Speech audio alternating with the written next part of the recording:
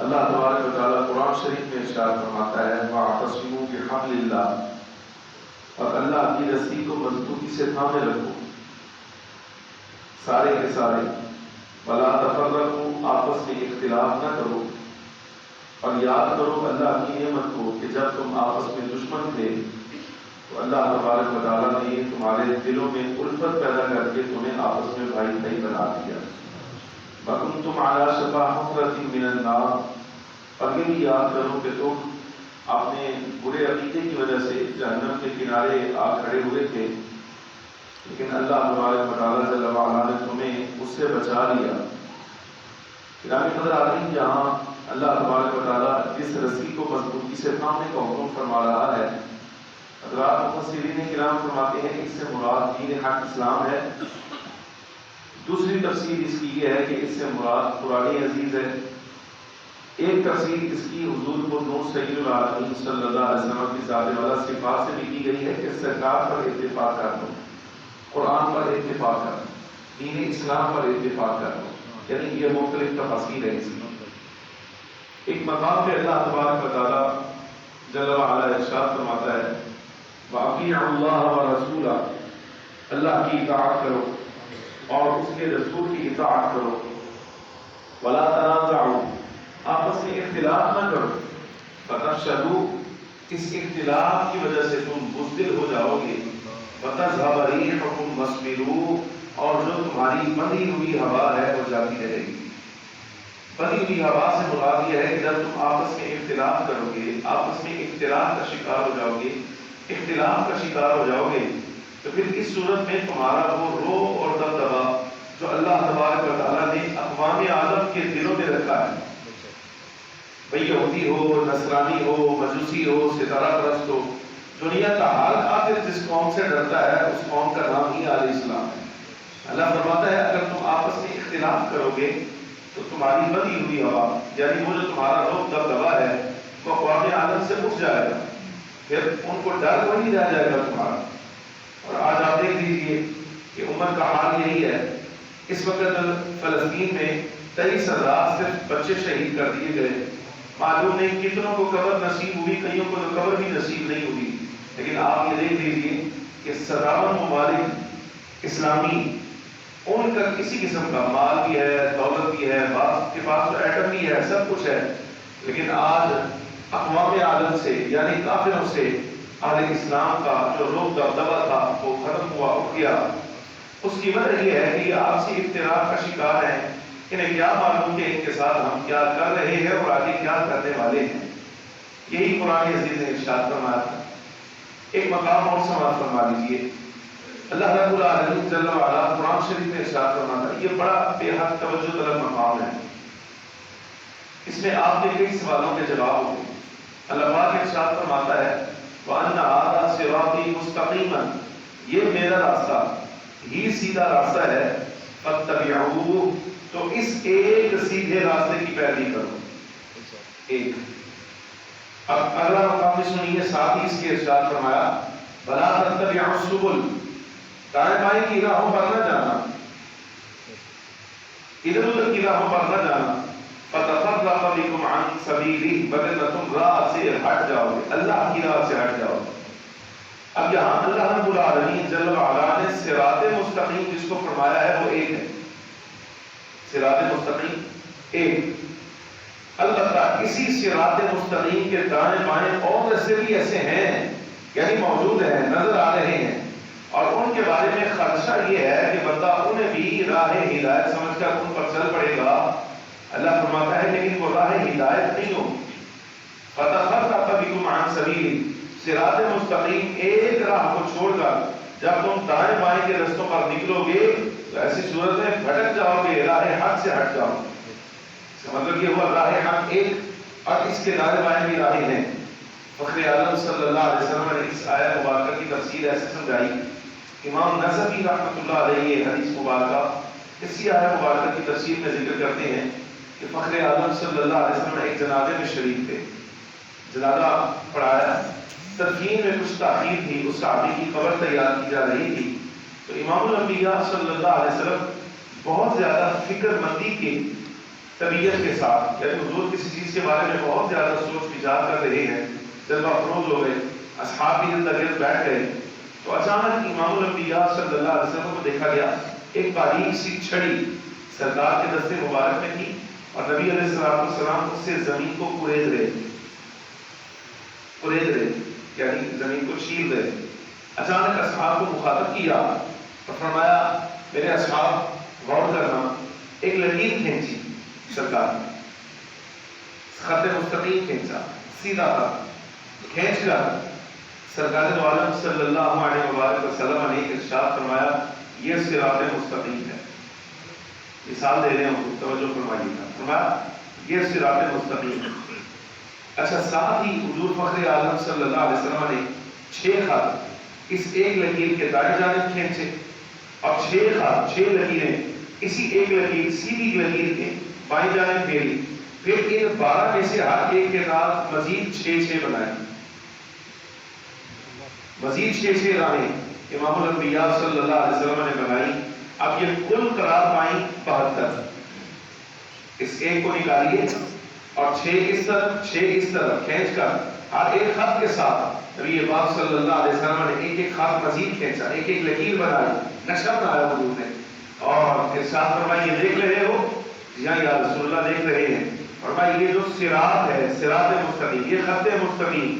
صراط مستقیم کی مثال یہ بالکل سیدھی لکیر کی طرح، بالکل سیدھی لکیر کی طرح، لیکن یہ یاد رکھنا اسی صراط مستقیم کے ساتھ دائیں بائیں بھی راہیں ہیں، اور وہ تعداد نبی علیہ السلام نے جو خط کھینچے تھے وہ 72 تھی۔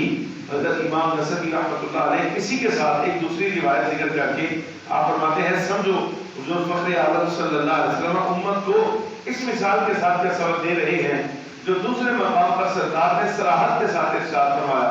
میرے آقا مولا صلی اللہ علیہ وسلم نے ارشاد فرمایا کہ بنی اسرائیل 72 فرقوں میں تقسیم ہو گئے، میری امت 73 میں تقسیم ہو جائے گی، البتہ ایک جماعت ناجیہ، ایک حق پر ہوگا، ایک نجات پائے گا، باقی سارے کے سارے کلہم فی النار، یہ سارے کے سارے جہنمی قرار پائے گا۔ اچھا، 73 میں سے ایک جنتی، باقی سارے کے سارے جہنمی، کتنی تعداد ہو گئی؟ ایک مائنس کریں جو صراط مستقیم ہے، پیچھے کتنے رہ گئے؟ 72۔ اچھا، ان 72 کی مثال نبی علیہ السلام نے بالکل ایسے دائیں بائیں لکیریں کھینچ کر ارشاد فرمائی تھی کہ صراط مستقیم کے ساتھ ساتھ ہی یہ راہیں نکل رہی ہیں، لیکن یہ یاد رکھنا یہ جو خط مستقیم ہے حضور نے ارشاد فرمایا یہ صراط مستقیم، یہ سیدھی راہ ہے، اور باقی جتنی راہیں ہیں ان راہوں میں سے ہر راہ پر شیطان بیٹھا ہے، اگر تم میں سے کوئی اس راہ کی طرف جائے گا تو اچھل لیا جائے گا، اور کما قال علیہ السلام۔ آئے سمجھ آتی آپ؟ سمجھ آئی؟ یہ روایت میں نے ویسے نہیں سنائی، جیسے عمومی طور پہ ہمارے ہاں جمعۃ المبارک میں آپ سنتے ہیں نا، مساجد میں ویسے ہو جاتا ہے، کوئی یہاں تقریر وہاں تقریر سب کچھ ہوتا ہے۔ یہ بحمدللہ تعالی تفسیر اور حدیث کی معتمد علیہ کتابیں جن پر اعتماد کیا جاتا ہے، یہ ان جو ہے وہ کتابوں سے آپ کے سامنے میں نے حدیث مبارکہ پڑھ دی۔ اچھا، اب یہ امت میں اختلاف کا جو سلسلہ ہے، اختلاف کا، یہ بھی سمجھ لیں یہ کوئی اس دور میں شروع نہیں ہوا، یہ بہت بڑا دھوکہ، بڑا زبردست قسم کا دھوکہ ہے کہ اس سے پہلے تو سارے کے سارے مسلمان تھے، یہ جب سے بریلی بنا ہے، دارالعلوم دیوبند بنا ہے، تو یہاں سے اختلاف کا سلسلہ شروع ہو گیا، اس کے بھی جو تھا کچھ نہیں۔ میں حدیث پڑھنے لگا ہوں، آپ غور فرمائیے، میں آپ کو 6 فرقے نبی پاک صلی اللہ علیہ وسلم کے زمانے میں گنا دیتا ہوں، جن کے نام فخر عالم صلی اللہ علیہ وسلم نے خود لیے ہیں یا ان کا تذکرہ کیا ہے یا آنے والے دور میں ظاہر ہوں گے، نبی علیہ السلام نے خود ان کا ذکر کیا۔ سرکار غزوہ حنین شریف میں مال غنیمت تقسیم فرما رہے تھے، بخاری شریف، بخاری کی روایت، غزوہ حنین کے بعد حضور مال غنیمت تقسیم فرما رہے تھے، امام الانبیاء صلی اللہ علیہ وسلم نے ایک حکمت کے سبب سے، یہ بعض اصحاب ایسے ہیں جو ابھی ایمان لائے ہیں، نئے سرکار نے ان کا دل ایمان پر جم جائے اور وہ مزید مستحکم ہو جائے، نبی پاک صلی اللہ علیہ وسلم نے انہیں مال زیادہ عطا فرمایا، کسی کو 100 اونٹ عطا فرمائے، کسی کو کلو کے حساب سے چاندی عطا فرمائی، کسی کو کچھ دیا، کسی کو کچھ۔ تو انصار سے آبائی کرام میں سے، انصار میں سے جو نوجوان سے آگے تھے نا وہ بول پڑے، آپس میں بات کی، سرکار کے ساتھ ہی کی، بڑے ادب احترام کے ساتھ کہا کہ تعجب کی بات ہے کہ خدمت ہم نے کی، تلواریں ہماری کام آئی، لڑے ہم، بدر احد ہم نے دیکھا، خندق ہم نے دیکھا، خیبر میں ہم شامل رہے، ہر واقعے میں ہم حضور کے ساتھ گئے ہیں، فتح مکہ میں بھی ہم نے حضور کے ساتھ کیا، لیکن تعجب کی بات ہے کہ آج نبی پاک صلی اللہ علیہ وسلم نے مال غنیمت ان کو دے دیا جو ابھی نئے مسلمان ہوئے۔ دل میں خیال آ گیا، یہ بات فخر عالم صلی اللہ علیہ وسلم تک پہنچ گئی۔ جب امام الانبیاء صلی اللہ علیہ وسلم نے یہ جملہ سنا تو سرکار نے بلا لیا ہم ساتھ، سرکار جلال کے عالم میں ہیں، ممبر پر کھڑے ہو کر حضور فخر عالم صلی اللہ علیہ وسلم نے جس وقت جلال کے عالم میں خطبہ دیا تو جو بزرگ انصار سے آباد ہے وہ آگے آئے، اصلی یا رسول اللہ صلی اللہ علیہ وسلم ہماری طرف سے کسی قسم کا کوئی اعتراض نہیں ہے، آپ جیسے چاہیں مالک ہیں، مختار ہیں، حضور آپ جیسے چاہیں تقسیم فرمائیں۔ یہ چند نوجوان تھے میرے آقا جن کے منہ سے ایسی بات نکل گئی، حضور معافی عطا فرمائیں۔ لیکن اب یہ دلجوئی کے لیے فخر عالم صلی اللہ علیہ وسلم نے جملہ ارشاد فرمایا، میں کہتا ہوں زندگی میں اتنا بڑا جملہ کہ سرکار نے کسی کو نوازنا ہو، میں نے ایسا بڑا جملہ زندگی میں کبھی نہیں پڑھا جو فخر عالم صلی اللہ علیہ وسلم نے اس مقام پر فرمایا۔ فرمایا اے انصار ایک بات تو بتاؤ، کیا تم اس بات پر راضی نہیں کہ جب یہاں میں محمد عربی صلی اللہ علیہ وسلم سے لوگ جائیں، میری بارگاہ سے لوگ جائیں تو کوئی اونٹ لے کر جائے، کوئی سونا لے کر جائے، کوئی چاندی لے کر جائے، لیکن اے انصار جب تم جاؤ تو تم مال دولت لے کر نہیں بلکہ اللہ کے حبیب کو اپنے ساتھ لے کر جاؤ۔ حضور نے ارشاد فرمایا کیا تم اس پر راضی نہیں؟ انصار نے رو کر عرض کیا حضور ہم راضی ہیں، حضور ہم راضی ہیں، حضور ہم راضی ہیں۔ پھر اسی مقام پر سرکار نے ان کی دلجوئی کے لیے ایک جملہ اور ارشاد فرمایا، فرمایا انصار یہ یاد رکھنا اگر دنیا ساری ایک گھاٹ پر چل رہی ہو، ایک قطار میں چل رہی ہو اور انصار ایک گھاٹ میں چل رہے ہو تو میرا تم سے وعدہ رہا میں محمد عربی صلی اللہ علیہ وسلم انصار کے گھاٹ میں تمہارے ساتھ چلنے والا۔ پھر مزید سرکار نے نوازنے کے لیے ارشاد فرمایا اے میرے انصار اصحاب یہ یاد رکھنا کہ میرا جینا بھی تمہارے ساتھ ہے اور میرا وصال بھی تمہارے اندر ہی ہوگا۔ ایسا نہیں ہے کہ آج مکہ فتح ہو گیا تو شاید ہو سکتا ہے میں اپنے شہر واپس لوٹ جاؤں، نہ، اللہ تبارک و تعالیٰ جل وعلا نے میری زندگی بھی تمہارے ساتھ منتخب فرمائی ہے اور بعد وصال بھی میرا تمہارے درمیان رہنا مقدر کر دیا ہے۔ یہ جملہ اسی مقام پر ہوا۔ اعتراض تھا تقسیم پر، اعتراض تھا تقسیم پر کہ یہ تقسیم ٹھیک نہیں، لیکن چونکہ بندہ ادب والا تھا جنہوں نے اعتراض کیا نبی پاک صلی اللہ علیہ وسلم نے دلجوئی فرمائی، اعزاز ارشاد فرمایا اور سرکار نے حوصلہ افزائی فرمائی، ایسے جملے کہے جس سے عزت افزائی ہوتی ہے۔ لیکن اسی مقام پر یہ بخاری ہی کی روایت ہے، ایک بے ایمان تھا، اس نے فخر عالم صلی اللہ علیہ وسلم کے بارے میں سوال کیا، سوال اس کا بھی تقسیم پر تھا لیکن اس کا لہجہ بڑا بے ادبی والا، کھڑا ہوا اور نام لے کر حضور سے کہتا ہے اتقی یا محمد، نام لے کر حضور کہتا ہے اے محمد اللہ سے ڈرو۔ یہ لفظ اس نے کہا، آپ نظر ہی انصار کہتے ہیں تقسیم صحیح نہیں، یہ کہتا ہے اے محمد اللہ سے ڈرو، نام لے کر کہا صلی اللہ علیہ حبیبی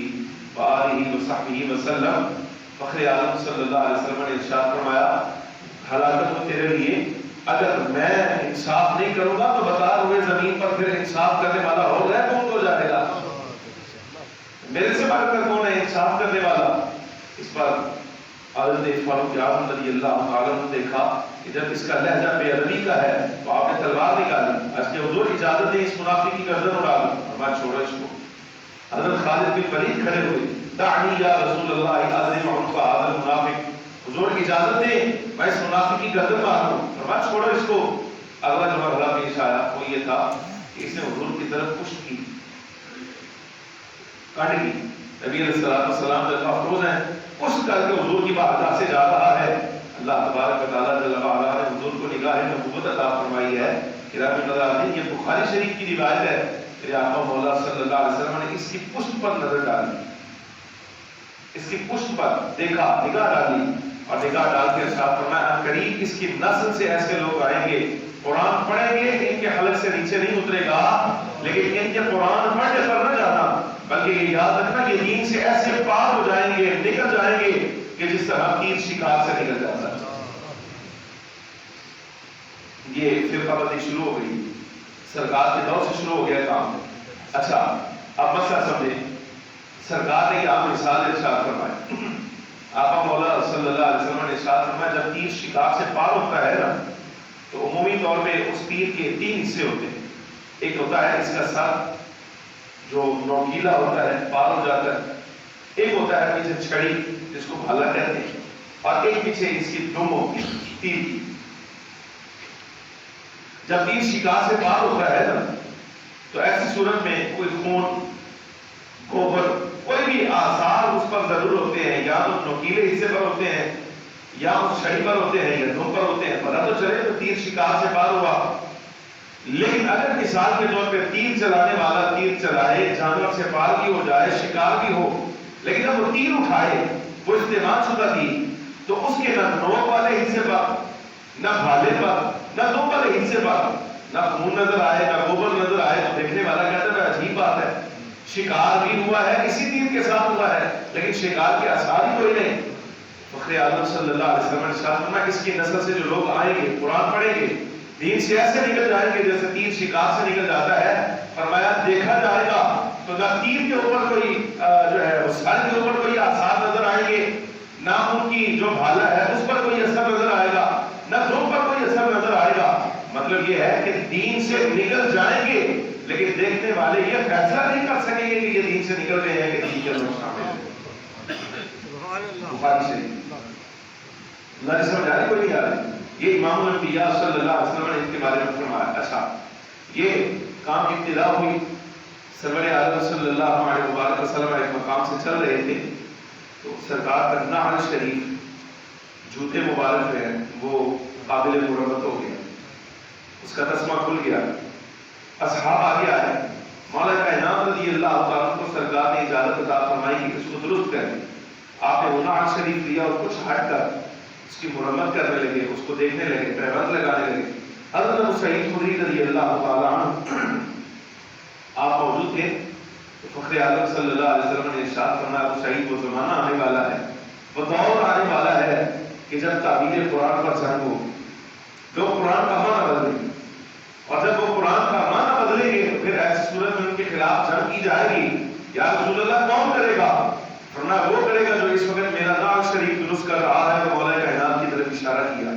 اشارہ کر کے حضور نے ارشاد فرمایا کہ آن قریب وہ دور آنے والا ہے کہ جس طرح میری ذات کے ساتھ جنگ کی گئی، تنزیل قرآن نازل ہوا،